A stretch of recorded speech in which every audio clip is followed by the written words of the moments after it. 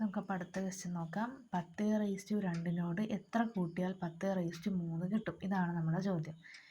നമുക്കറിയാം, എന്തെങ്കിലും ഒരു സാധനം കൂട്ടുക അല്ലെങ്കിൽ ഹരിക്കുക അല്ലെങ്കിൽ കുറക്കുക എന്ന് പറഞ്ഞു കഴിഞ്ഞാൽ അതിൻ്റെ വാല്യൂ അല്ലെങ്കിൽ നമ്പർ എന്താ എക്സ് അങ്ങനെ ഒന്നും തന്നിട്ടില്ല എന്നുണ്ടെങ്കിൽ നമുക്ക് നമ്മൾ നോർമലി മാത്സ് ചെയ്യുന്ന പോലെ തന്നെ അറിയാത്തത് എക്സ് എന്ന് പറഞ്ഞ് ചെയ്യാം. സോ 10⁻2 എന്തോ ഒരു സംഖ്യ കൂട്ടിയപ്പോൾ 10⁻3 കിട്ടും. അങ്ങനെയാണെങ്കിൽ ആ സംഖ്യയാണ് നമുക്ക് വേണ്ടത്.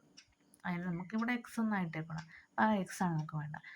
നമുക്ക് 10⁻2 100 എടുക്കാമല്ലോ. 100 + എക്സ് = 10⁻3 1000 ഒന്നും എടുക്കാം. അതറിയാമല്ലോ.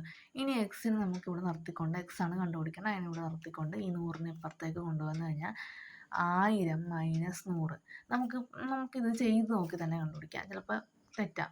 അതുകൊണ്ട് 1000ൽ നിന്ന് 100 പോയി കഴിഞ്ഞാൽ എത്ര കിട്ടും? 0 0 10ൽ നിന്ന് 1 പോയാൽ 9. സോ 900. ഇതാണ് നമ്മുടെ ഇവിടെ എക്സിൻ്റെ വാല്യൂ.